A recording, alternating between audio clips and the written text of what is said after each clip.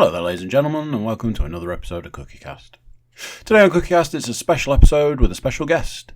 Today, I'm joined by Donna Davies, and it's like a blast from the past. It's like an old school podcast, getting into the thick of it with talking about what's going on, what we've been up to, together and separately, and what's coming up in the future. So check this out. This is me talking to Donna Davies.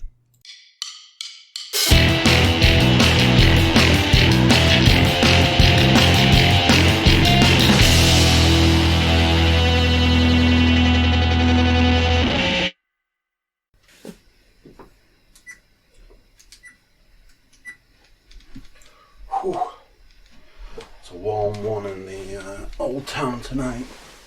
I've even gone back to wearing my shorts.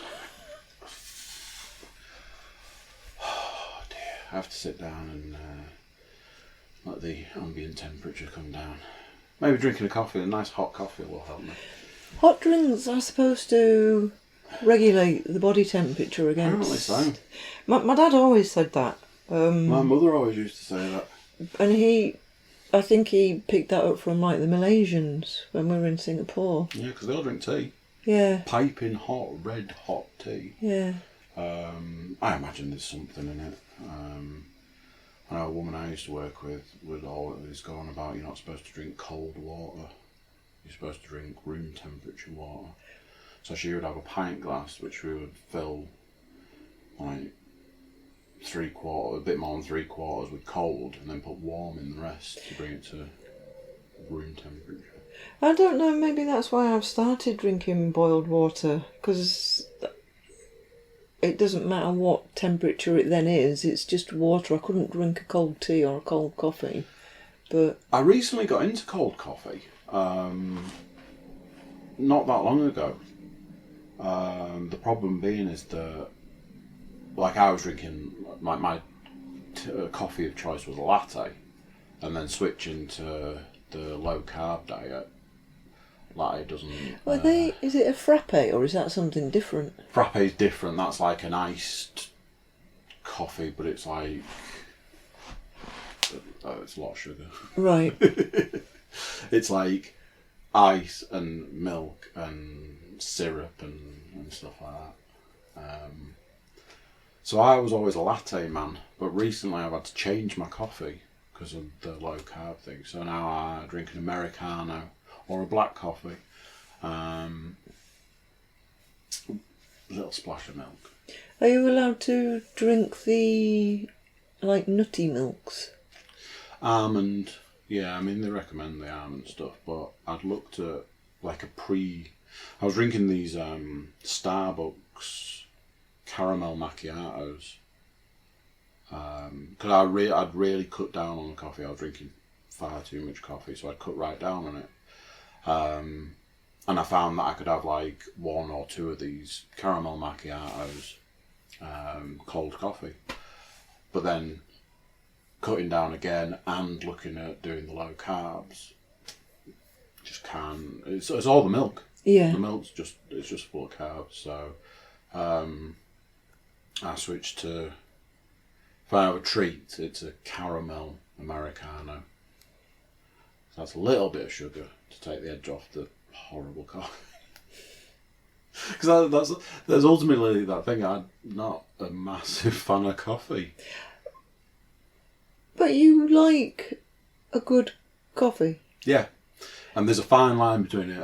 Well, now there's a world of difference between a coffee and a good coffee. I can drink a good cup of coffee with no milk, no sugar, no nothing, and get through it quite easily.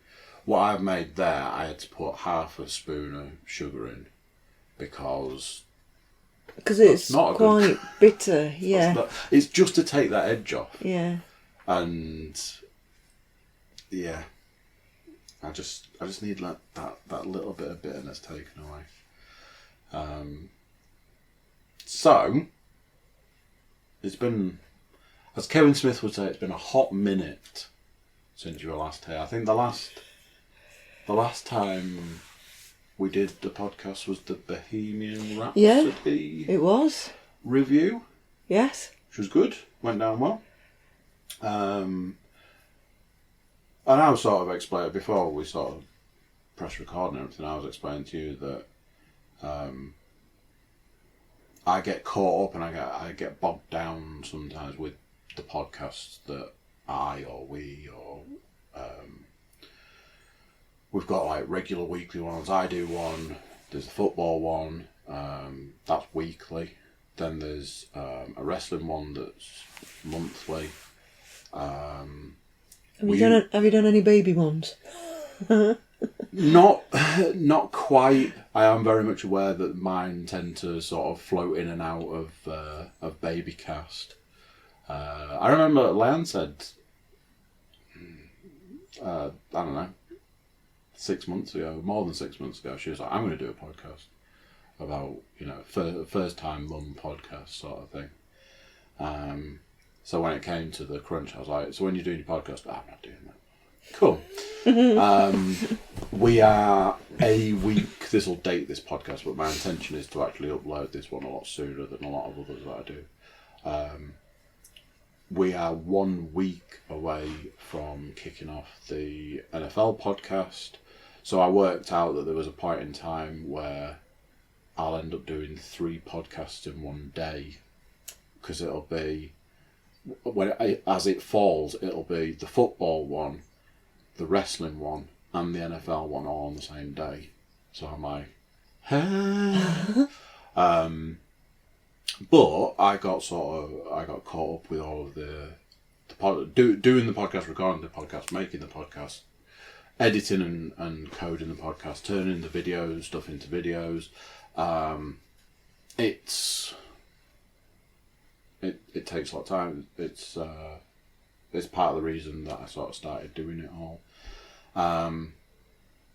But the more the regular ones came in, the more the structured ones, because we had to start structuring things because they just run away with themselves, the more the ones that sort of didn't work for various reasons fell away, the further away we got from the original podcast. And I said, I love our regular ones. I'm not the biggest football fan, but I do enjoy the regularity and the structure and things like that. When you say football, is this the ordinary, our...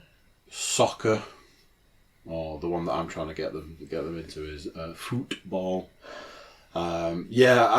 We've got Paul and James. They Middlesbrough and Nottingham Forest football fans. We've got Stu, who is more known for the wrestling podcast, but he's a Hull supporter, so every now and then he'll come and do both. He sat in for Paul the other week because Paul was on holiday. The laptop's now going to try and take off, which will be nice for the next few minutes. So yeah, we do a soccer, and I'm because I'm a big fan of the American football. I'm a big fan of the American football podcast. A couple of the podcasts are going through a bit of a shift at the moment. We're trying to streamline them to make them more appealing and things like that. But my original passion was getting people in, getting people sat down and just talking about either a subject or anything. Like, let's talk about this subject, which we've done previously, or let's talk about you as a person, or what you're into, what your hobbies and that sort of stuff. And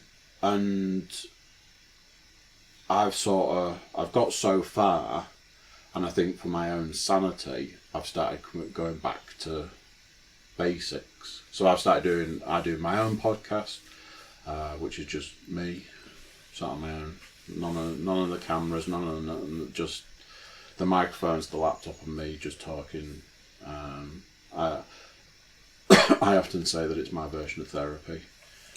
Quite often, when something is spoken out, you can then sort of take on board what you're hearing. Yeah. And things start to drop into place. And that I ended up with a massive backlog. I'm trying to work towards a point where I can have a week of just releasing a podcast every day, so that I can for want of a better way of putting it, get rid of my backlog. I've got this massive backlog.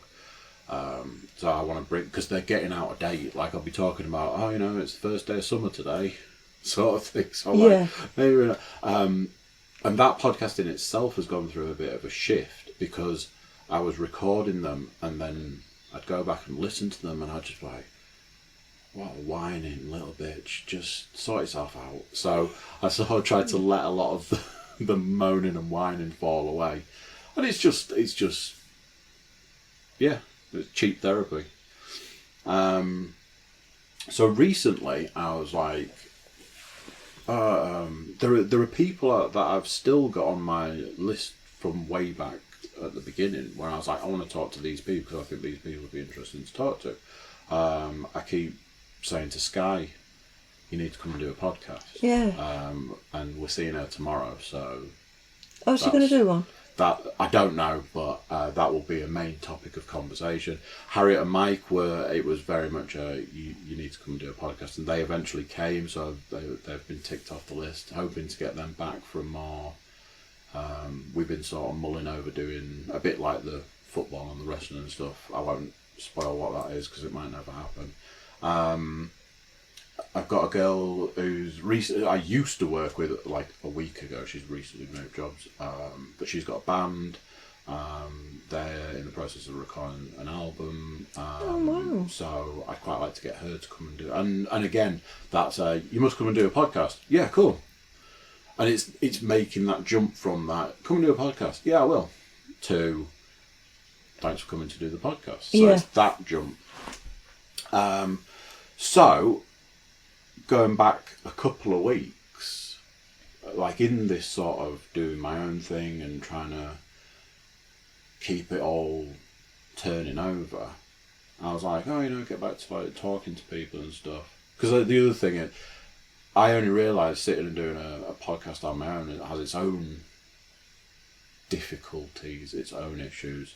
The biggest being, you're talking and then you're like, oh, I need a drink. So everybody has to sit and listen to you like this giant bottle of drink, just chug, chug, chug, chug, chug. Oh, that was a lovely drink. And it sounds amazing. Having enough to talk about on a weekly basis. So in that sort of circle of things, it was who I enjoyed doing podcasts with, who walked away saying, I'll come back again. Who do I like having on? Who do I feel that I can talk to and have a reasonable subject to talk about? We've done some stuff recently which we will cover. I've already covered it, I've spoiled it already, but I don't think it's been released, so we might be good. So there was a point where I was like, we should do a podcast again, because we've done podcasts previously. They were quite successful podcasts. They were our podcasts that we've done previously. Were the ones I always got the best feedback on. Because I've only done two, haven't I? I think you've done 3. Have I? I think there was the Bohemian Rhapsody and 2 others. I think films and music. Maybe? I know we did one about... and you had one of the first podcasts was you. I think... Because the first one was me and Leanne. Because we discussed maybe doing one on, like, my therapy hobbies, but I don't think we've ever done that. Maybe touched on it, but... It might have been. Part of me thinks that there was 2 others. I mean, I can sit here and go through it, but it's not. Because I know riveting viewing. Yeah, I know. I'm sure one of them might have been albums, and I don't know whether the other one was just watching films generally. But I can't remember. There was definitely a music one, and I feel like there was one other. Anybody who actually listens and who is a fan right now is just going, there was definitely 2. I've listened to them. It would have definitely been a music one. That is my passion. Just listening to it.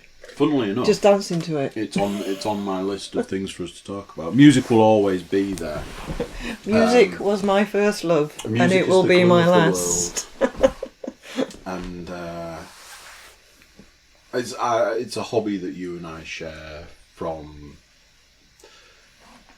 I suppose, different generations and from different sides, but a love of music is always something that you can... There's a lyric that I think that I could quite easily apply to myself from quite a young age. Well, from a young age, my parents used to play music, so obviously I grew up with a lot of 60s rock and roll music. But my first big independent music choice was T-Rex, Mark Bolan. So I had exactly the same. I don't know how much I've ever covered it, but I mean, my father was basically his addiction. Music was his addiction. To like any other addiction would be, it caused massive arguments in our house. It was an addiction. It was nothing short of that. But because of that, there was always music. And my first independent choice of music was Def Leppard, which I always think shaped my musical taste from that point on, because I can chart my music from Def Leppard, you know, Guns N' Roses, Meatloaf, sort of Aerosmith. You know, it's all that, all the way through to... Do we call them stadium bands? Stadium rock. Stadium rock, that's it, yeah. But my very first single was Hot Love by T-Rex, and one of my very first albums was Electric Warrior, and there's a song on there called Cosmic Dancer, and the lyric starts off with, I was dancing in the womb. I danced myself right out the womb. And I think that is my lyric. Yeah, I think everybody's got that sort of, like, that, you know, that piece of music that's their piece of music, that piece of music that speaks to them the most. You know, you've got your favourite band, you've got your favourite song. Your favourite song might not necessarily be by your favourite band. Your favourite lyric might not be in your favourite song. And it's, I was saying again before we pressed record on this, I was saying, like, last night I was at Ed's, everybody knows Ed, with James Panas, everybody knows James Panas, and we had YouTube up on the TV was up on the wall, we had YouTube on, and it was just, Ed, look for this piece of music, play that piece of music, and before it had even like loaded or played, somebody else would be like, oh, actually no, put this, and it was again that sort of, you know, it was Fatboy Slim, the Chemical Brothers, Basement Jaxx at one point. Next thing it was covers. Next thing it was like rap through the ages. Next thing it was like I'm shouting out sort of like metal stuff, and it's just, there was a point where I was like, it's enjoyable to sit with people who don't necessarily have the same musical tastes. You played me a piece of music, and I meant to say then, you played me two pieces of music, and were like, oh, you know, does this sound like the same person? Ed played me a piece of music, and it was blues music.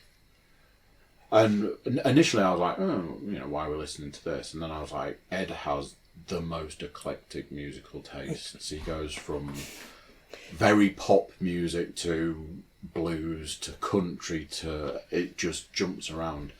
And he was like, do you know who this is? Like, I have no idea. And he was like, it's the guy that did the theme tune for Firefly. And I was like, I'd have never got that in a million years. What's Firefly? Firefly's a TV show that was done by Joss Whedon after, or around the sort of Buffy Angel time. Oh, okay, right. And it has a very distinct theme tune.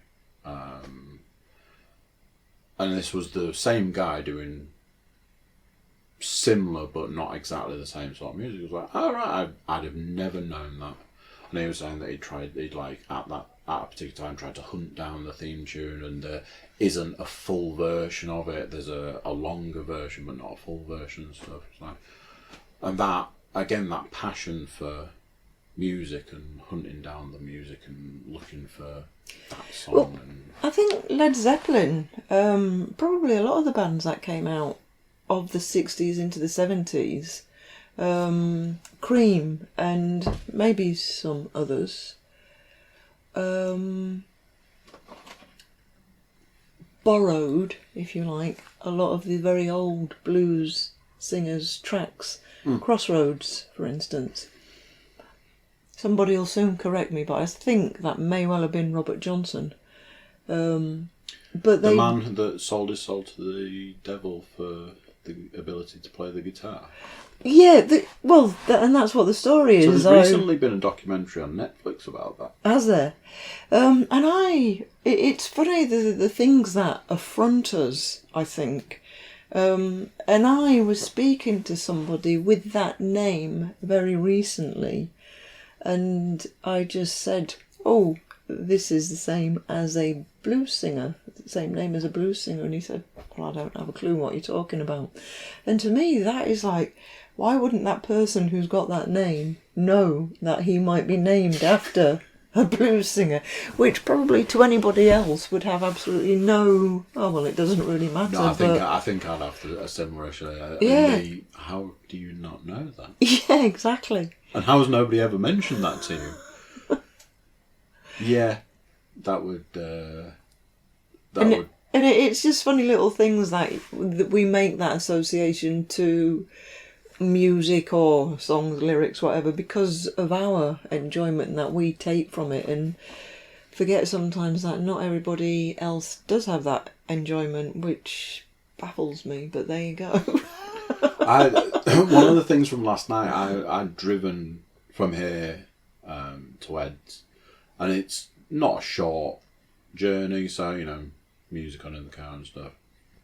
Various times I like music loud, so other times I don't. Sometimes when I'm driving, I like the music loud, sort of thing. Last night just so happened to be one of those points in time. Various songs on the playlist that I had on were going through, and a song came on, and I'd pulled up to a set of lights, and I looked out the back window to see, if anything was coming behind or who was pulling up behind or anything like that. And as I'm looking in the rearview mirror, looking out the back window, I was like, is the music too loud right now? Because I could see the back window going, and I'm like, I'm sure it'll be fine. So when I got there was a piece of music had come on at some point, and James was like, "Oh, this has got an amazing bass line." I was like, "You want a bass line?"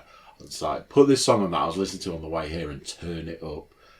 And it's just like this brutal bass. But obviously, I'm trying to get people who are like, listen, like, I'll put this piece of rap on, I'll put this piece of country music on, and I'm like, put this piece of metal on. And it's never always the fan favourite. But yeah, it's very much you can't always get people to listen to the music that. It's not necessarily the music, it's sometimes you just want them to see what you see. Yeah.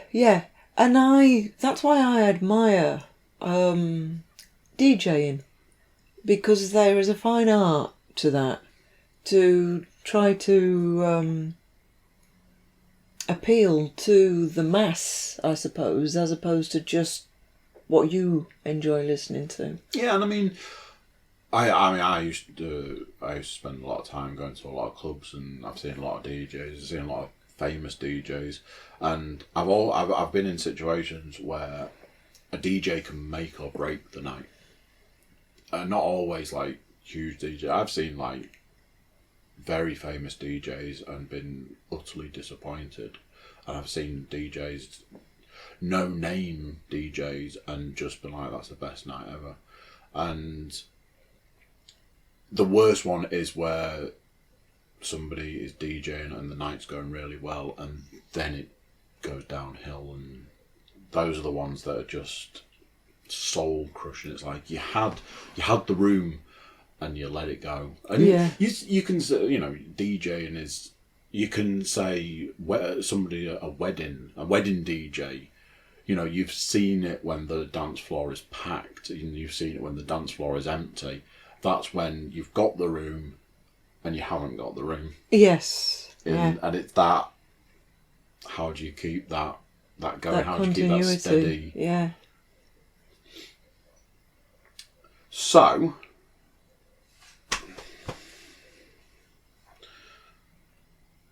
from my very own podcast, I'm going to jump onto my my list of things. So, since the last podcast, which was many moons ago now, not that many moons ago, depending on how you look at it, how are you finding nanahood? Oh, nanahood. My gosh. That is just the most incredible experience that, as a mother to a daughter, you can have. And I don't mean that. I've never had sons, so I don't know. But I think for me, just to witness my daughter become a mother is just incredible. And then that little dinosaur who just wants to eat your face all the time is... my new thing is I'm trying to teach her, we don't grab Daddy's beard with all the strength in the world and pull and pull and pull until Daddy cries. We stroke Daddy's beard. Ages ago, Leanne had seen this thing and she was like, oh, your child is at an age now where they'll show affection in different ways. And I'd sort of seen this thing she's sort of like she likes touching people's faces. Yeah, so she does that really gentle, puts her hand up to the side of your face, and within seconds it's like, I'm just going to rip your other face, your other side of your face. James and Paul came the other night, wants to chase Sylvester out of the house. I've got this, it's a beautiful picture of James Panos sitting there with baby Quinn here, spark out, and it's a beautiful picture because she's asleep, he's looking at his phone, just sitting there, and I thought it was a really nice picture, and sort of since then, it's sort of like, oh, Uncle James is coming tonight, and you can stay up to see Uncle James and all this. So they were both stood in the hallway, and Len was like, why don't you take her down to see them? I was like, alright, cool. So I took her down. And I was explaining, the babies or children at this sort of age are supposed to sort of express themselves in different ways. I was like, one of the things I've noticed recently is she'll stroke your face. And as I'm saying this, she's like, I'm like stroking James's face. And then she turns and she's like stroking Paul's face. And I'm like, very much like this. And then I took her off up to bed. So, yeah. So they missed out on her suddenly becoming the velociraptor in the middle. I did say, I've noticed that James had recently sort of trimmed his facial hair and Paul was a lot more clean shaven, which sparked a conversation about that because I was like, oh, you'd just be lucky you don't have a beard. Because, it's chasing the hairs in her hand that she's pulled out. It was like, oh, take that one back, thanks. So, yeah. But no, it's just a fantastic thing. I can't even find the word to express what that is. And thing does not do it justice, but it's amazing. Nanahood. I keep saying, because obviously she's got this big thing about banana. And I've noticed whenever I say Nana, I always end up saying Nana. So I'm like, did you enjoy your Nana? Nana? Nana, did you enjoy your Nana? What did you have your Nana with? Doesn't sound right. Something not right there. I've convinced myself. I don't know. Do you ever remember a photograph that Leanne and I had when we went to Las Vegas many, many years ago with a daddy orangutan? Was it superimposed? I do remember it. Yeah. It's hilarious. Yeah. Well, that is because as a very young person myself, I had incredible amounts of hair and looked just like a baby orangutan. So, and I eat a lot of bananas, so there's definitely some primate. I don't even know whether orangutans come into that category, do Does they? this explain the hairy ears? Because she's only just recently lost her I thought you meant hairy mine. ears. Were they still hairy? I'm not sure. No, I can't comment Yeah. on hairy ears, jeez. Who knows? I know a couple of my nieces, the hair from a baby was not massively, but actually ran down their backs as well. I think it's a thing. I know from other children. Yeah, hair's a thing. Yeah, it is. I know a certain little girl that didn't have any hair until like 2 years old and things like that. And it's like, yeah, hair's a thing. I think hair through life is just a thing. I think Indeed it you is. start with hair in some places and that disappears and ends up going to other places. Like I say, I like ear hair. It's like I'm sure I could make a business out of the hair that just rapidly grows. I'm sure there must be something. I still haven't had something that I'm a bit like, I still haven't had my certificate from the people I sent my hair to. Oh, 'Cause I'm right. like, I want my certificate. They sent me an email. They were like, we have received your hair. You will receive a certificate. I was like, cool. I'm guessing not anytime soon. And presumably it's posted, isn't it? I'm sure Yeah. mine came through the post. As opposed to sort of sending another email. They actually said in the email, we will use this email address to send you your certificate. Oh, right. I was like, oh, okay, I'll print it off or something. I'm sure mine came through the post. But I don't know how long afterwards. It's been a while now. But, hey, it's not why I did it. No. I didn't do it for the certificate. I did it for the... Knowing that you're helping some... Like, I mean, we did that podcast all that while ago, and I said, like, I'm growing my hair. Yeah. My hair is essentially now just a hair farm. I have no use for it. Yeah, I remember. And I will just, I'm already back on the growing train, and, I've said I'll keep doing it until the grey overtakes and they won't want it anymore, because there'll be a few that they'll be like, we don't need that one or that one. But I'm presuming as long as it's natural, because I'm trying to think when I did mine, I don't think they like you to send your hair if it's been coloured. So you can't have dyed hair or bleached hair. Yeah. You can't have, they want you to have used, like you can wash it, but they don't want any conditioner on it. And there was like this list of rules. I mean, it wasn't an issue for me. I don't bleach or dye my hair. But there was a thing about grey hairs. Right. It has to be in good condition, like no split ends and stuff. But there was a thing about grey hairs. They were like, we can't make wigs for children with grey hair. And mine's not grey. Mine is white, as the recent beard development shows. When certain people are like, oh, you've got a cat hair. Like, that's attached. Yes, thank you, darling. That one is attached. Thank you. So, me and you did it. Speaking of like, we didn't do it for charity, but we did a thing a little while ago. How many weeks ago now? 2? 3? Was it the 10th of August? Or was it the weekend before? No, that rings a bell. So that will be 2 weeks tomorrow, even though it was... Was it a Saturday or the Sunday? It was a Sunday.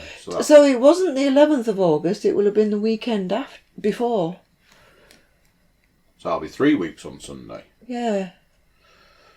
Where's that time gone? Oh, and while I remember, I think there's only... Have you signed up to do it again? To do it again?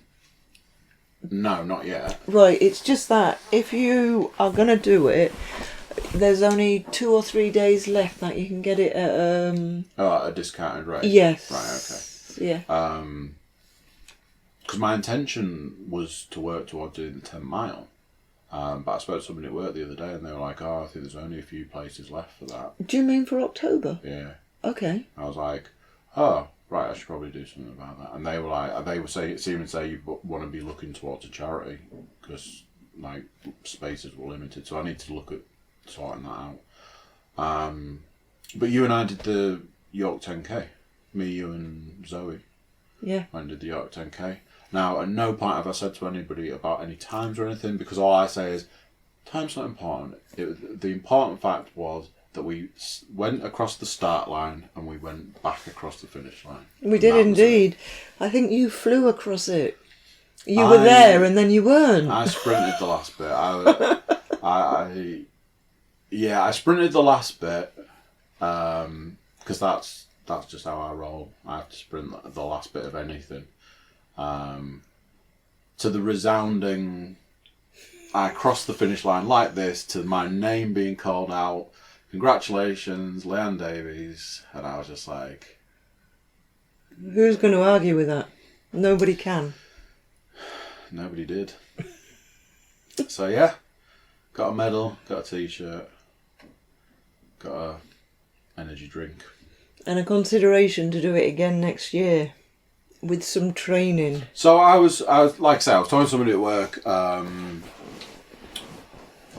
So he's training for the marathon. He said in the last month he's done 133 miles or something. And I think he said it was the equivalent of 4 marathons. Gosh. Is that right? I don't know. 26.2. Yeah. And I was talking to him and I was saying, basically, where I stand at the moment, my intention is to always be training for something. So I am working on the principle that, like I say, I need to look into doing the 10 mile. Whether that is, my intention would be to work up to, I don't think I'm in a position now to train to run 10 miles. But I might be in a position now to train to run 6 miles, 5 miles, 4 miles, 3 miles. And that's the important thing. It's setting yourself a goal that you know you can achieve rather than overfacing yourself from the beginning and becoming very despondent about what you've set out to do. So you know that you could walk that... Was it 6 miles that we did? Yeah. And it was quite nice just to walk around York and appreciate some of what we were seeing. Yeah. If you set your... And a few years ago you were doing the park runs, which are 3 miles? 5k? So it's 5k, which is 3.6, is it? I'm not sure. Let's call it 3 for cash. Yeah. I don't know the conversion. So it's setting yourself a target, and I suppose if you know that you can do 3 miles and you can run 3 miles, the fact that you know you can run 3 miles means you can run 6 miles. Yeah. Psychologically, yeah. Because you're only running what you've already done again, and it's... That's running that flat, that's running that with no stops, no brakes, no nothing. Yeah. If your goal is 10 miles and you can run 6, and this is what I'm sort of meaning, if you can run 6 and then walk for half a mile and then run a mile and then walk a bit and then run. The point being is, as long as there's no point where you say, I can't do this. Exactly. And you walk away. And it's the mind controls everything. Yeah. As soon as your mind says, I can't do this, your body will just follow. Yeah. So as long as your mind's saying, right, I'm going to get to that point, your body's going to follow you. I'm going to get to that point, your body will follow you. When I first started running, and something that I've heard a lot of people have been told is lamppost running. Yeah. Just run to the next lamppost. Just run to the next lamppost. When you live in what Americans would call suburbia, there's a lamppost every 50 feet or something. And if you can run to the next one, and if in your head you go, run to the next lamppost, if you're getting close and you do the math of, well, I'm feeling all right, I'm not dropping down dead, I can still breathe, those sort of things, there's that part that pushes you on that says, well, should we see if we can get to the next lamppost? Because it's only another 50 feet away. Yeah. And in the very, very early days, there was a lot of lamppost running, which was walk a lamppost, run a lamppost, sprint a lamppost. And if you set out to do a mile, if you did it like that, you'd be round a mile in no time. Yeah. And once you get into the rhythm of that, there's less walking, there's less sprinting, there's more of the running, there's more of the middle ground. I used to say to people, like when I used to run a lot and run a lot of distance, I used to say to people, the hardest part of any run is the first 2 miles. And the first 2 miles for me was always, I hate every step. It's getting that second wind, I suppose, isn't it? I'm hating every minute of it. You're running in the summer and it's too warm, I'm sweating, I need a drink or whatever. You're running in the winter, it's cold. My favourite running conditions were cold and wet. Because I was always like, those are the best conditions because they get you moving. They get you out the door and I remember coming out of work and I'd have like the underleg, like the leg version of Under Armour for the legs, then the shorts. Then I'd have the Under Armour on and a t-shirt and the gloves and the trainers and the socks, and I'd walk out like that and I'd have the bag and I'd be like, and then I knew that I had like so much walking to do to get my body used to moving in the cold, and then it's freezing cold and you've got 3 miles to go, and the only way you're going to get warm is by moving, the only way you're going to get there is by moving quicker, and all of that drove me to, right, I'm off, and I just run home. Yeah. And for me, it didn't take very long before I was sweating buckets and, so you're warm, and I was 10 foot closer to home. And there was, where I am working, it was always that thing, it's like, oh man, I just can't be bothered to run home. I've got to get changed, I've got to carry this heavy bag, I've got to run 3.5, 4 miles, I just can't be bothered. And then it's the mentality of, but the alternative is I have to go and wait for a bus in the cold, get on the bus, travel for 20 minutes, get off the bus, wait in the cold for another 10 minutes, get on another bus that sits in traffic for half an hour to go 2 or 3 miles to get me home, which is probably going to take longer than if I just go and start running. And again, that was enough to spur me on to do it. So the mind, your mind, if your mind's going, your body is going to have to follow you. And so much is mindset, isn't it? Yeah. For anything. I read a little quote the other day. I do quite like quotes. And it just said that if you wake up on a morning feeling a little bit, and you're allowed to, we're all allowed those days, but if you allow that to stay with you, that is how your day will continue. But if you wake up and you feel a little bit like that, and then you think, actually, look at where I'm sat. I'm in the warmth, I'm in my bedroom, I've got security, I've got this, and you start to think of everything that you can be grateful for. You have that flick switch. I saw a video about this a few weeks ago. I saw a video, I have various, the dreaded Facebook, I have various parenting sort of things. One of them's Life of Dad. And there was one of the guys on there doing this thing about when you wake up in the morning, just take 2 minutes to be grateful, to do like a checklist in your head of the things that you're grateful for.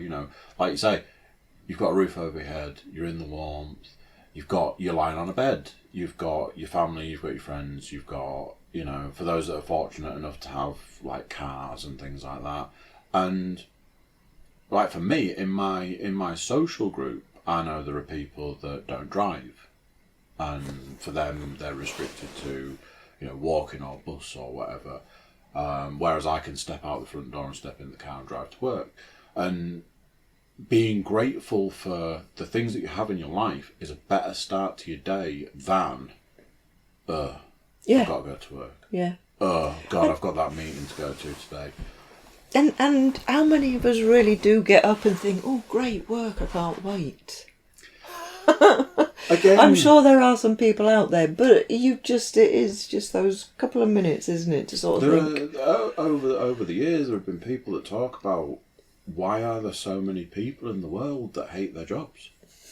You know, there aren't going to be many people out there that are going to jump out of bed and go, yay, I got to go clean toilets for 8 hours.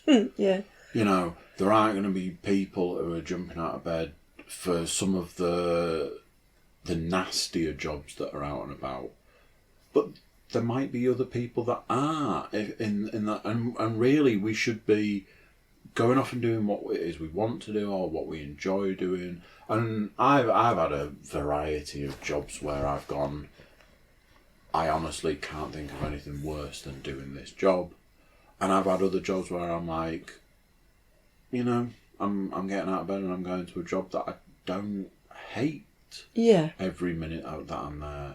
And, you know, really we're supposed to go and do things that we enjoy. But so few of us actually do. I have things that I enjoy. Did we already mention dancing? I think we're going to get somewhere close soon. Any minute. So, me and you did 10k. And that was on my list to talk about. Not that I keep going on about it. But we are planning to do it next year again. But we are going to do it again. And if we train properly for it, we can certainly consider applying for the 10 miles. Yeah. I mean, like I say, I work on the principle, and we were talking about mindset and stuff. I work on the principle, and this has been a huge benefit to me. That I'm always training for. Now I'm always training for something. I think... I mean, I don't know whether we all do this. You go to the gym anyway. I used to go to the gym. I would never have said that I was obsessed by fitness, but on reflection, I think I probably was once upon a time.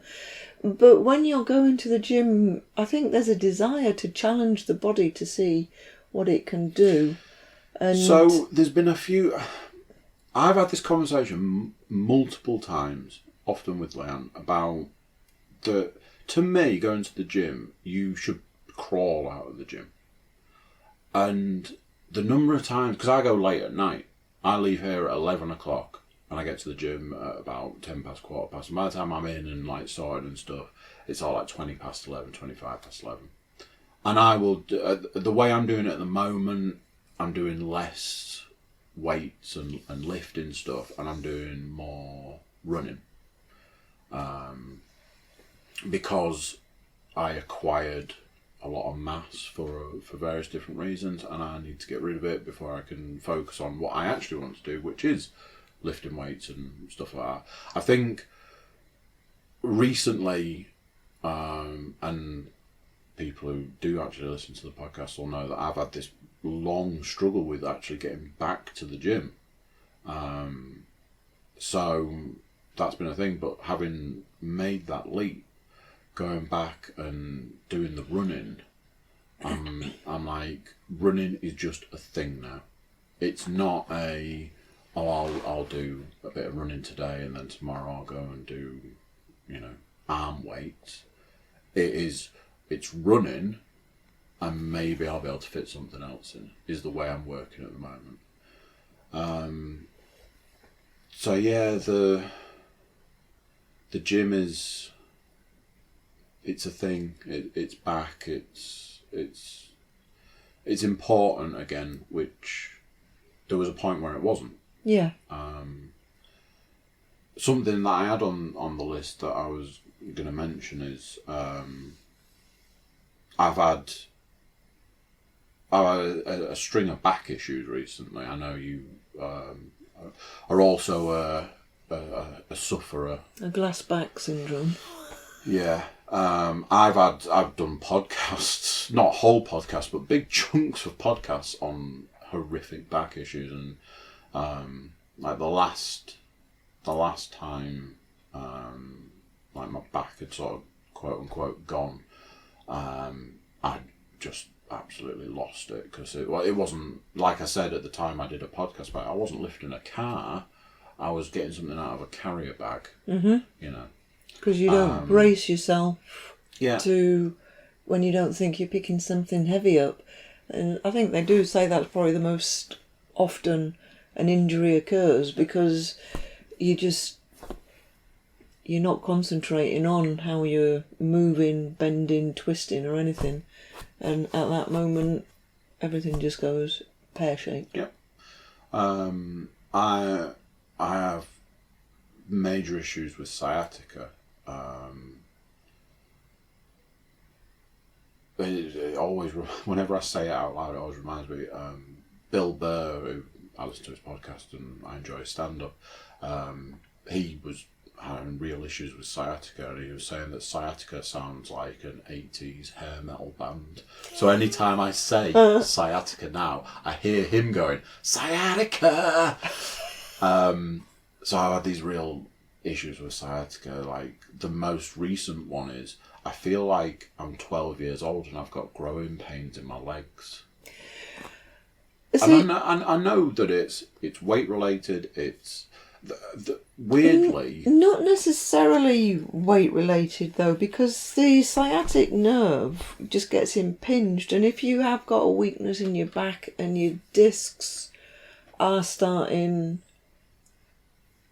let's just say there's natural wear and tear over time. I'm not suggesting that you've reached that age, but sure. I used to think, and sometimes if I get a bad attack now, I feel like there's some small animal living in my hip, just gnawing away at the bone. And I know that that is not an absolute possibility, but it doesn't stop me thinking that there's something in there just gnawing away at my hip bones. I've had this sort of sciatica problem for quite a while, but recently it's taken on this whole other thing. Like, say, Wednesday, I think it was, Tuesday maybe, I felt like I was back as a teenager and I had growing pains in both my legs. Usually I get it in my left leg and it goes, and I know it's coming from my back, but I feel it in like my hip and down into my thigh, and it's just that. I've had things recently where when I had a back twinge, like my foot was numb, and it Do you ever feel like swelled up there's and running stuff. like water's running down, trickling down the back of your leg? Because if you're getting it all the way down to your foot, No, then... but after we'd done the 10K, I got cramp, and like when we were walking back to the car, I got cramp, and after that, I kept saying to people, it feels like somebody's come, and if the muscle in the back of my knee was like that long, somebody's removed like an inch of it and made it shorter, because I couldn't fully extend. I was walking with a limp, and this went on for days. But something I know that you do, or were doing, or are still doing, and something that I keep going, maybe that's something I should do. And again, going back to podcasts, I get a lot from podcasts, from doing them and listening to them, and listening to a lot of Joe Rogan talking about yoga, and he said, and this was probably years ago that I heard this, he was like, if you are a man and you are in the region of 40 years old and you're not doing yoga, you need to get your head examined, because you know, if you're 40 plus and if yoga isn't part of your regular routine, you're going to really suffer years later. I think, like a lot of therapies, and I'm not suggesting yoga as a therapy, but men have a very different attitude to certain things, and yoga is one of them. The class that I go to is probably 30-70%, but of men to women. But there is still men in the class all the time, and more are coming. And yeah, you will get the same benefits as a woman. So it's not just a woman. I mean, because for years it was seen as women do yoga, and then If men went, it was for the wrong reasons. Yeah. I mean, we can't escape the whatever you want to refer to the yoga pants, as the Americans seem to love to go on about. There's an episode of a program called The League, where a couple of the guys in it go to yoga, and it's not like in a creepy way. They're going and getting like help with their fantasy football lineups by going and doing yoga and getting all zen and stuff. But there's not as much of a stigma around men going to do yoga. Not at all. And I know both you and, as I keep saying, Joe Rogan is mad on the hot yoga, and he's saying like it gets a bit spiritual at points.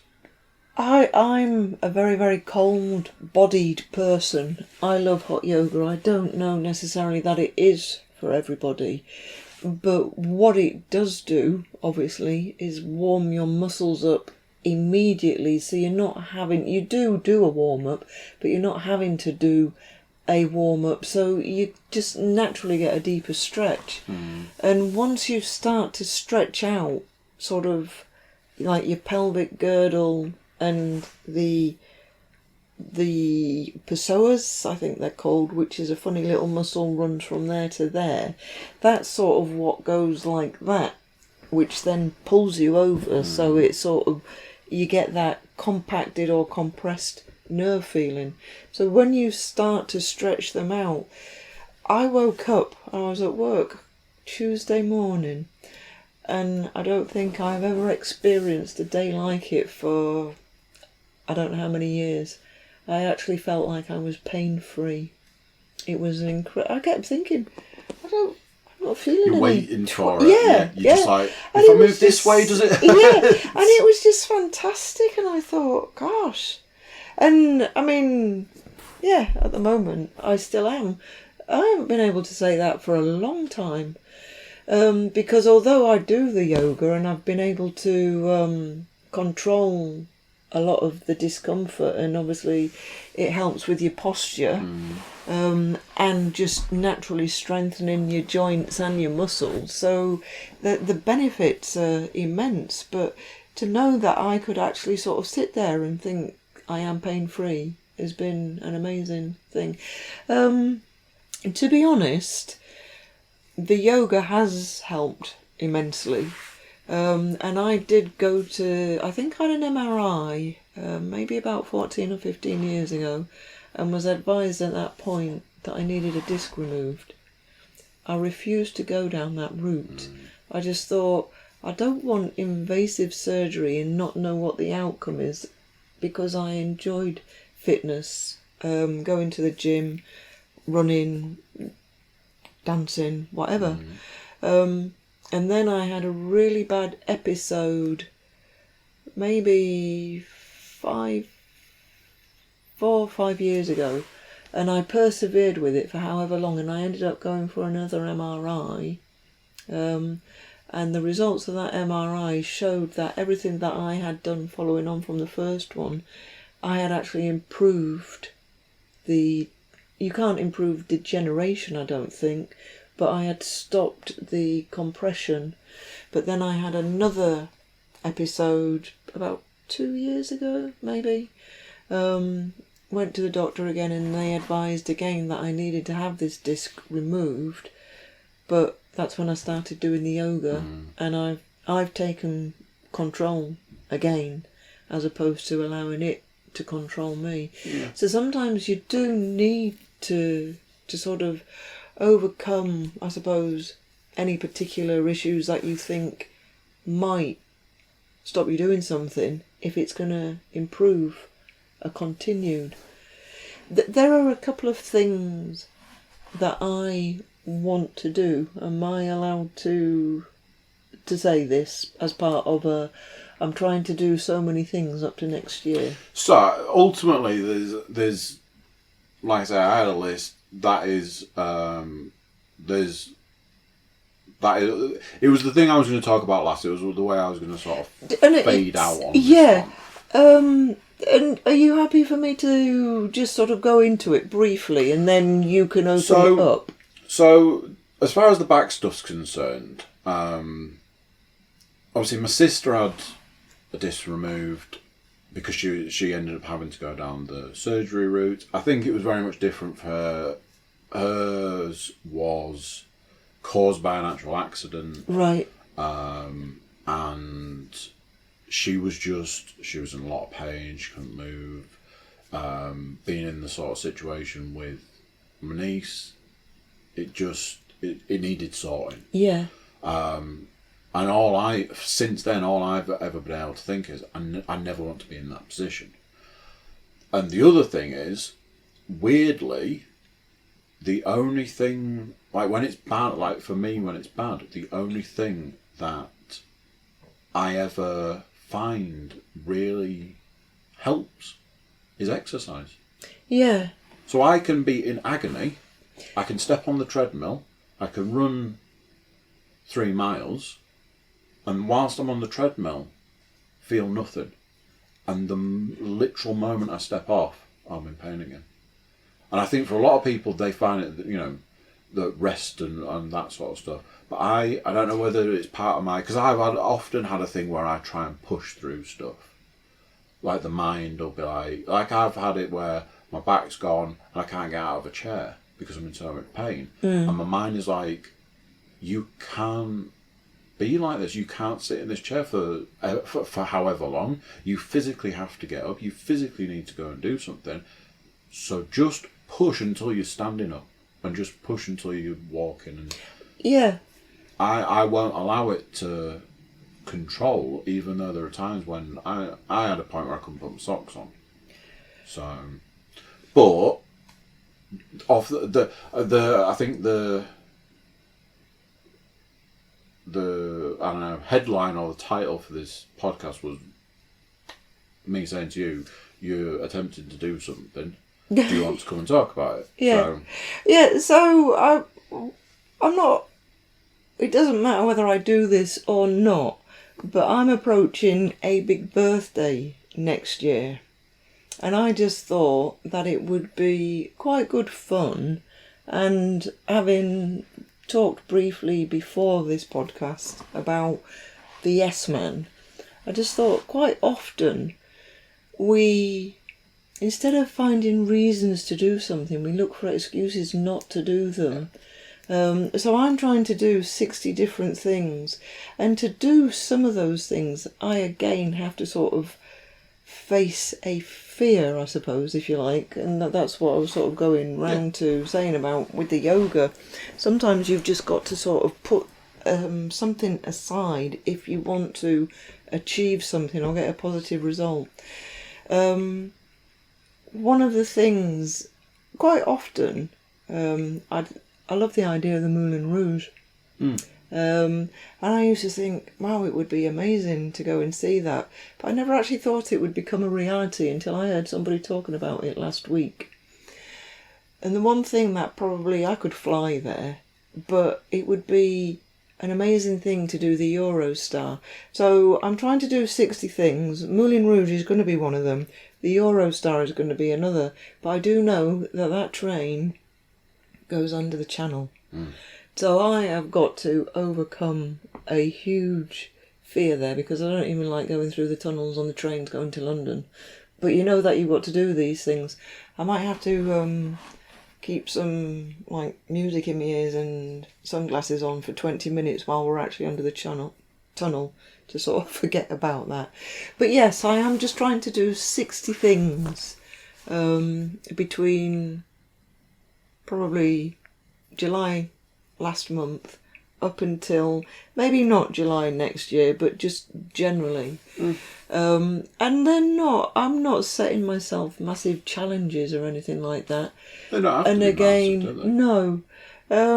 They're very simple things, some of them. I'm going to watch Jules Holland. A couple of them are a little bit more challenging, and it's up to me to sort of try and resolve them. I want to learn to tap dance. I want to learn to foxtrot. Most of them are dance orientated. One of the 60 or 60 for 60 is to dance with 60 different men. I'm up to 38 so far. I would love to emulate the sequence out of Rock Around the Clock, where there are two dancers. I can't remember the man's name. Earl Barton, I think. And Lisa Gray. It wasn't Earl Grey. And they just do such a fantastic dance to Rock Around the Clock in the film, and I would love to be able to find somebody out there that would want to do that with me, but I don't think that's going to happen, never mind. But yeah, they're just really simple things.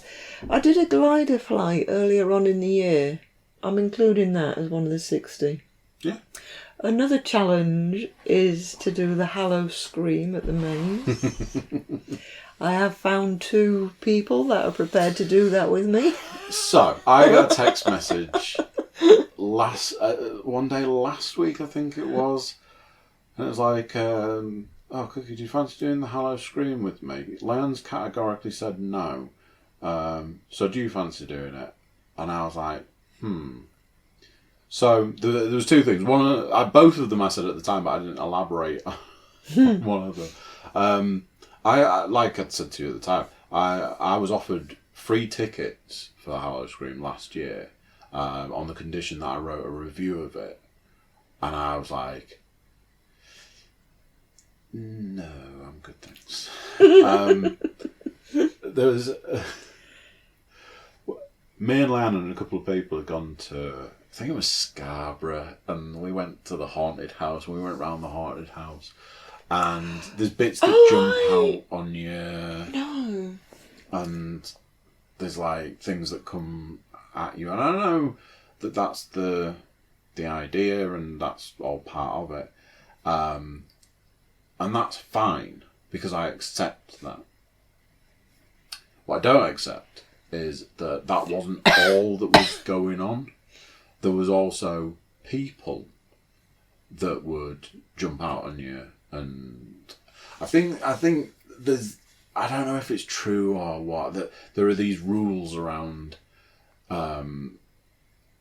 these performers aren't allowed to touch you. So, but not knowing that this was a thing, and you know, in a situation like that, you're immediately on high alert. There was a small incident in the haunted house, which I didn't want to repeat at any point soon.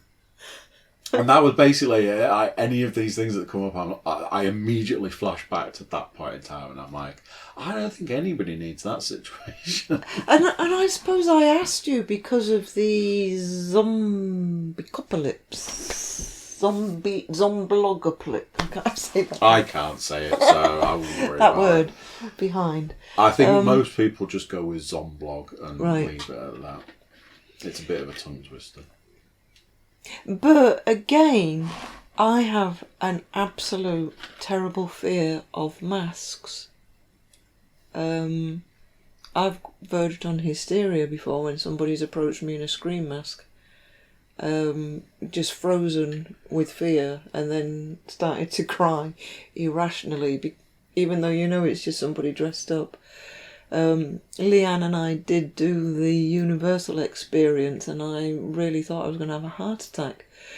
But there is this, what is it, this unnatural desire to want to put myself through that fear again. I don't actually want to put myself through it, but somebody challenged me to go and see a horror film, and I thought I'll just step the level up a little bit, and So challenged myself to that instead. I'd seen a trailer for a film called Brightburn, which is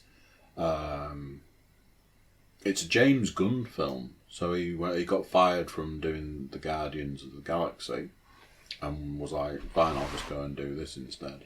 I think it was written by his brothers and directed by him, and it's a take on the Superman story in the what if the child version of Superman that comes to Earth and grows up as a human boy is the bad guy. And it's done as a horror movie. The concept, to me, being superhero fan and all that sort of stuff, I was like, yeah, trailers look amazing. It's very, what if Superman was the bad guy? And that's the premise. And it is literally nailed on for the coming to Earth, found by a family, lives with the family, but seems to be naturally not a good person, sort of thing. And I was like, yeah. And there was the option to go and see it at the cinema, and I was like, no. Because me and horror films have had a very mixed history.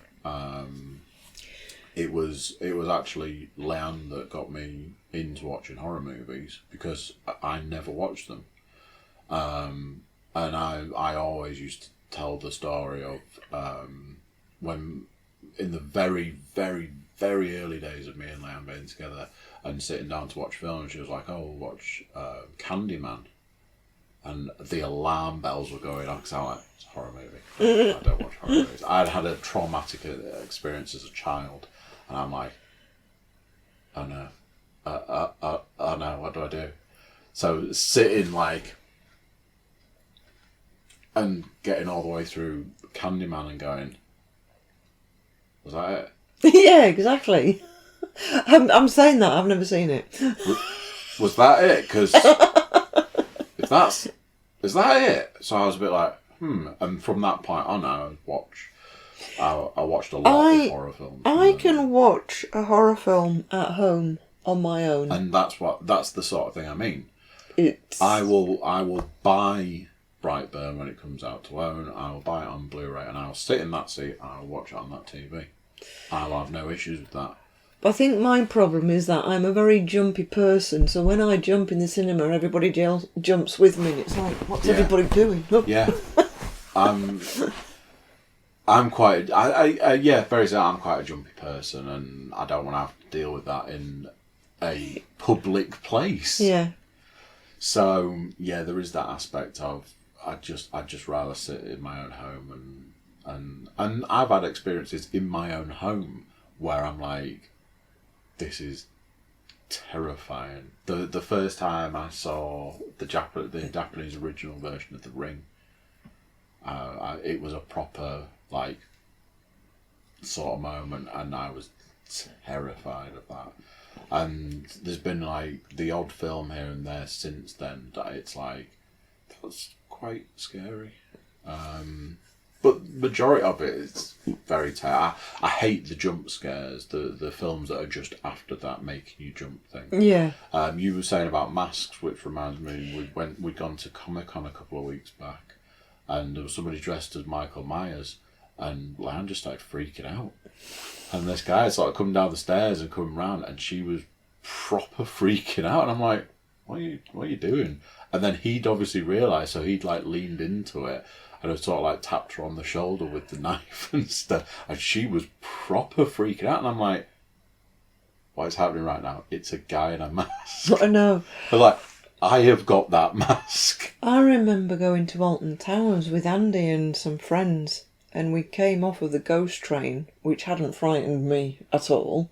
It might have made me jump a little bit, I don't know. But as we came off to exit it, there was a man sat in the long black outfit with the scream mask on.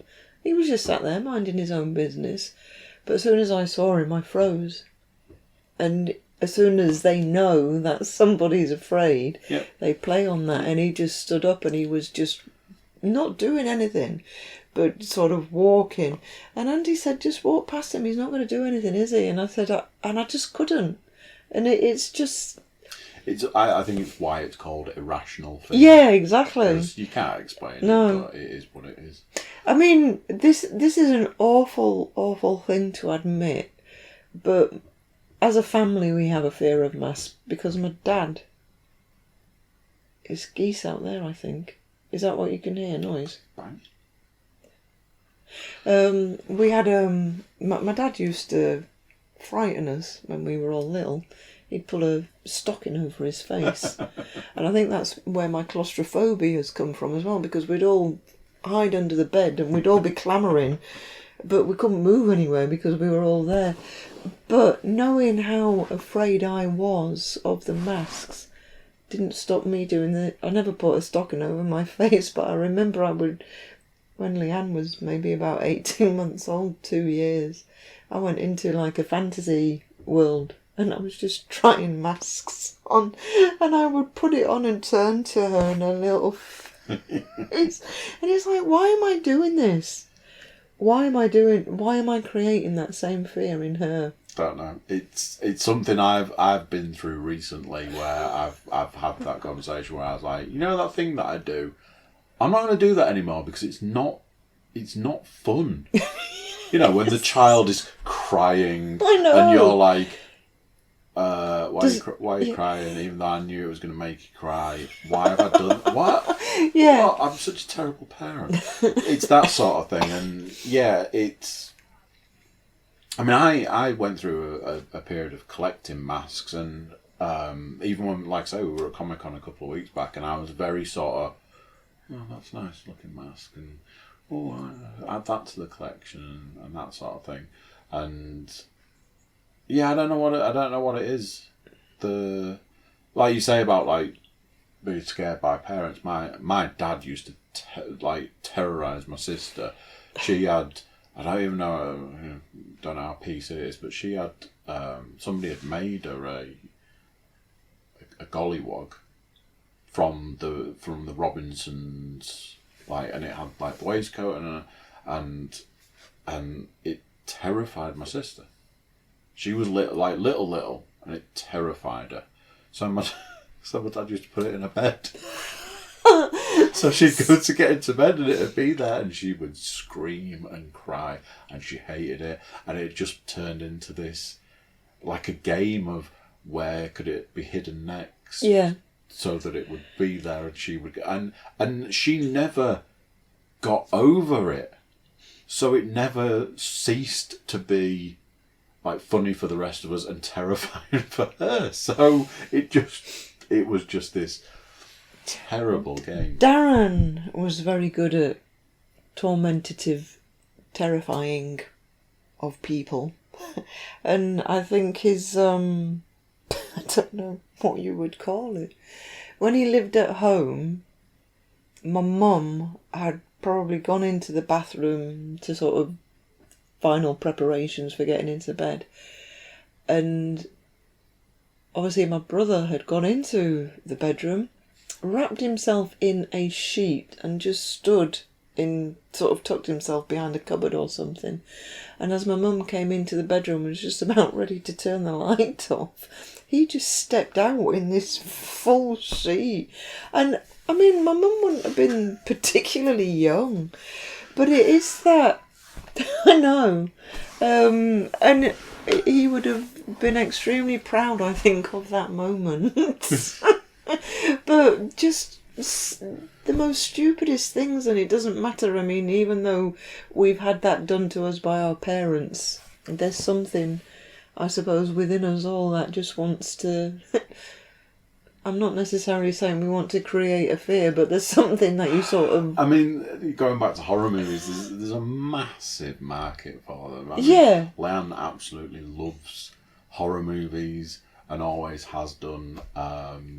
I like I've said, I have a very up and down relationship with them. Sometimes I'm just like, I don't see the point, and I can go years without having seen anything that's classed as scary, and then every now and then I'll be like, I really want to see that, and it'll be a horror movie. And Going back to you saying sort of with a jumpy film, and it wasn't necessarily jumpy, but I think sometimes you can get a very good drama that, for me particularly The Silence of the Lambs, if I can watch a horror film and think this is somebody's imagination and it's probably never going to happen. Yeah. Silence of the Lambs was loosely based on real characters, which I ended up having to take. Leanne would have only been maybe 5 or 6 when that film came out. Can't remember exactly. I watched the film, went to bed and thought, and I think it was at the time Leanne's dad used to work quite late, but I'd gone up to bed and thought, I can't lay in this bed by myself, so I just took her out of her bed and brought her into bed with me, just to know that there was somebody there. Not that I actually thought that there was a serial killer in the house, but it's just how the mind works. It's the psychological. Yeah. I mean, as a child, and obviously something that's quite current now, what then was the TV movie of it. Oh, right, yeah. Obviously, we're just about to get the second part of the remake is about to be released. For me, I was terrified of one aspect of that film. I have no issues with clowns. I didn't have any issues with the Pennywise stuff. There was nothing else about it that I was scared of. There was just one aspect. So for me, as a child and growing up through the years, it was always it put me on edge, even though 98% of it never bothered me. And I told a story many times of I used to work nights in a hotel, and the hotel used to have like large function rooms, and they used to have weddings and those sorts of parties. And at some point there'd been a party that had required a lot of balloons that were helium, and at some point I can only imagine piecing it back together. At some point one of these balloons has escaped up into the really high ceilings, and then as helium balloons do. So I'm sat at reception desk reading a book. It's 3 o'clock in the morning, it's dark, and I'm very much alone.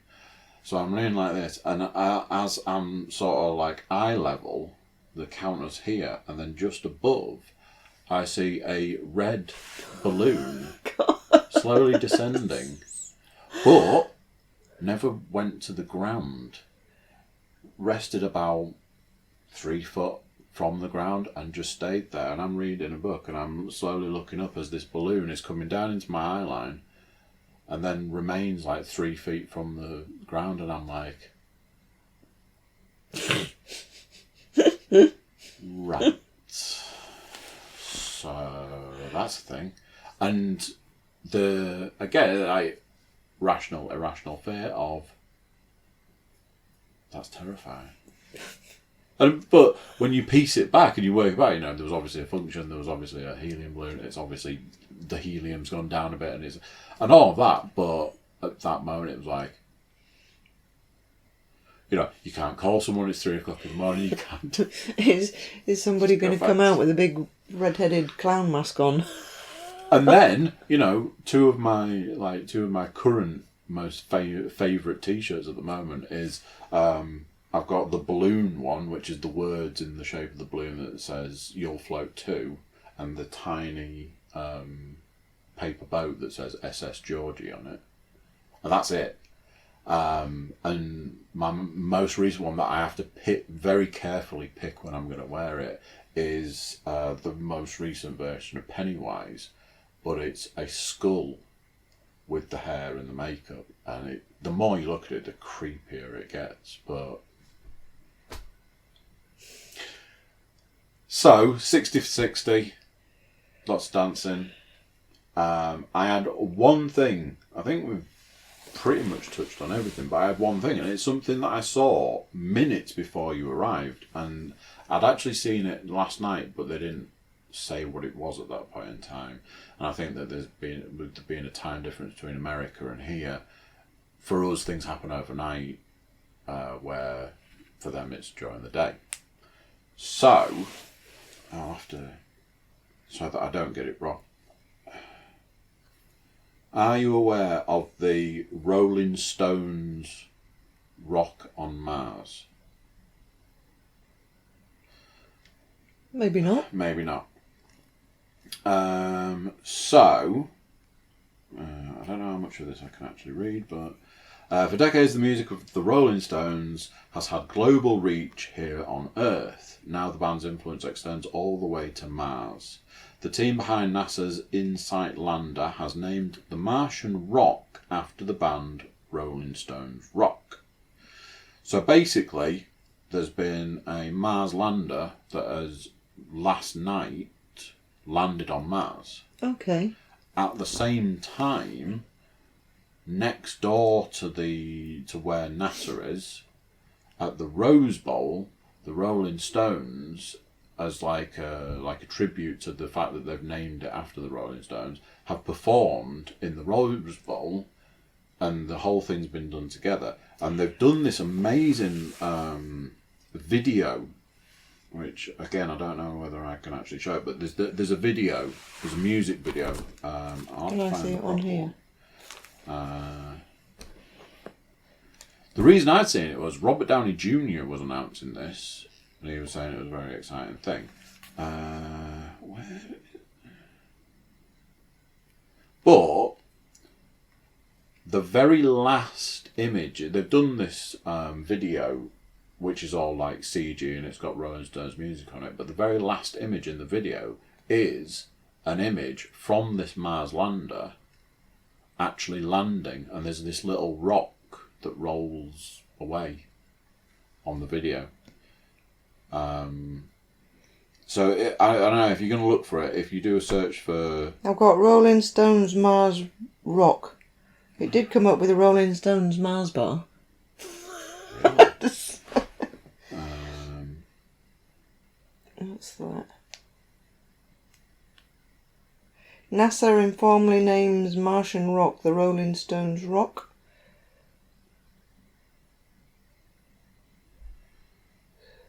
On the survey.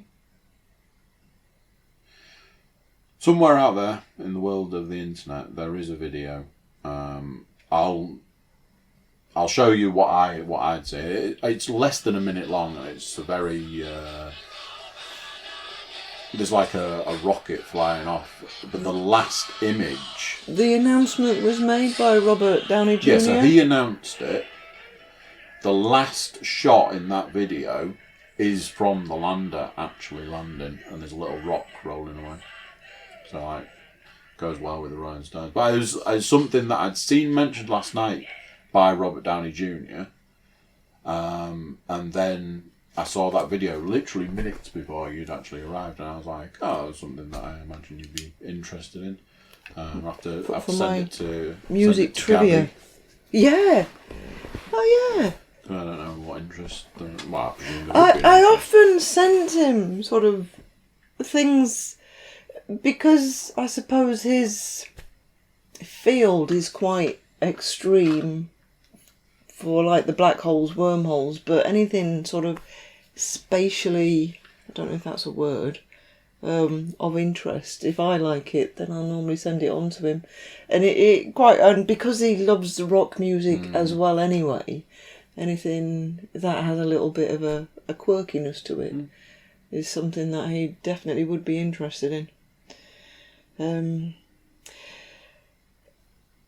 So, just very briefly, I don't know whether we were sort of coming to the closing. I'm doing this Dancing with 60 Men. Mm-hmm. And every man I dance with, I am donating £1 to Alzheimer's. And some of my male friends and some people that I don't know so well have also said, so I danced with somebody, never met him before, on Tuesday night. It was at the class, but it wasn't for the class, it was a social afterwards. One of the ladies that goes to the class introduced me to him and said that she knew I was trying to dance with different men. So he quite happily danced with me, and then he gave me £2 towards a charity. So there you go, all for a good cause. Yeah, another friend said that he cannot dance at all, but was quite willing to match the amount of money that I was raising. And another friend who says that if I see him anywhere and manage to get him up to dance, he'll give me £10 towards a charity. So, all for a good cause. All for a good cause. If there's any men out there that want to dance, you don't have to rock and roll, but you'll like it. So there you go. All for a good cause, all for a good charity. I'm sure... And it keeps you young. Yeah. I'm sure that the lovely people out there in podcast / YouTube land will no doubt be happy to donate. I'm not asking for donations particularly, but if anybody was ever out and they know who I am and there was music around, just get me up and we'll have a dance, and definitely £1 would go to Alzheimer's. So at this moment in time, we're probably looking at about 75.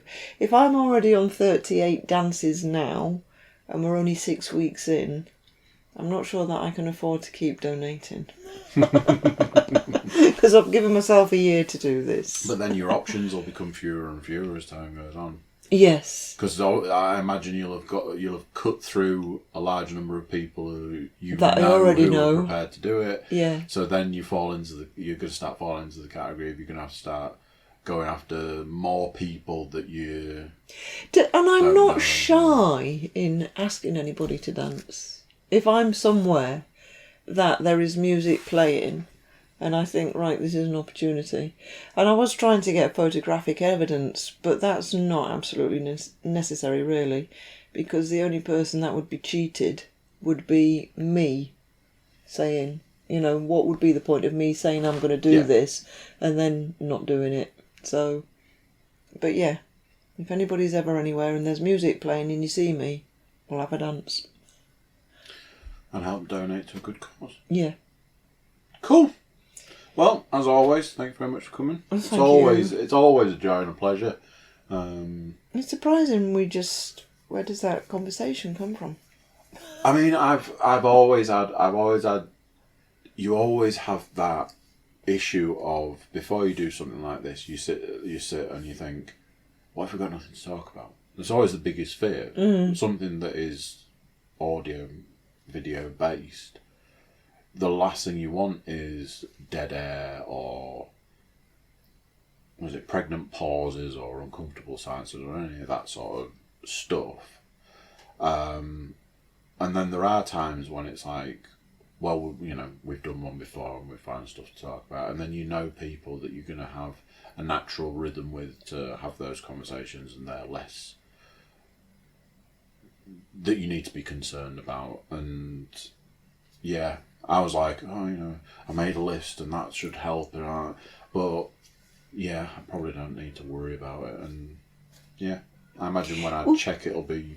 Just very quickly, I have got 30 things on my list of things that I would like to do. And as I say, I don't want to... The Moulin Rouge obviously is quite costly. And I don't have that sort of money to keep doing extreme things. I've already summited Kilimanjaro. I've also climbed Mount Roraima. So I just want simple things. If anybody's got another 30 suggestions... Throw them this way, and I'll comment consider on the them. YouTube video. At the end of this, there'll be a list. There's always a list of ways you can get in touch, and we'll accept all forms of getting in touch: Facebook, Twitter, email, things like that. So yeah, it's a good shout. I look forward to your suggestions. You can try and. Beat the record for I saw something recently about the world record for plank. Oh, right. Doing a plank had been beaten by a woman, or set by a woman. Doing a proper plank? Yeah, and it was like 6 hours or something. Oh my gosh. And the world record for a man planking was 8.5 hours. It was like... Two things that I've already mentioned the dancing, and obviously we've touched on the yoga. So 2 of my other challenges to do up till next year is to be able to do a headstand, which I'm halfway there. I can do a tripod headstand, but only with one leg up at the moment. I can't get both legs up. But I've never been able to do a handstand in my life. So I plan to master that one. So yeah, they're very simple. They can be slightly more complex. They don't need to cost lots of money. And it's just whether I feel that it's something I'm able to do. I would love to consider doing a wing walk, but I don't know whether I would get insurance because of issues, pressure, and the issues I have with my eye. I don't know. I imagine that's something that you just look into. And... Yeah. So it's sort of trying to make them... I would just have to, obviously, research anything that came forward, and others I'll probably look at and think, oh yeah, easily done. Cool. All right, well, thank you very much. Coming. Thank you for being on and bringing with it, bringing the stories. And if I can get out of the chair, as always, I'll stop. Right.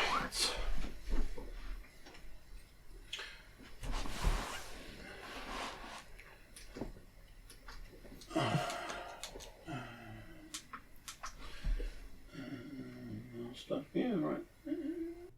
So there you go. What do you think of that? Another podcast done. Another week gone. Another week closer to whatever it is you're looking forward to. Big thanks to Donna for coming over. And as she said, if you see her out and there's music on, grab her for a dance. It's all for a good cause, which is all nice. YouTube watchers, make sure you're subscribing, clicking for notifications, things like that. Everybody jump over to the Cookiecast.com. Check us out over there, social media, email, all those lovely things. Use them, get in touch. Let us know when you're coming on the podcast. That's another one gone, another one in the bag. And until next time, I'm going to say bye, and I'll see you then. Bye.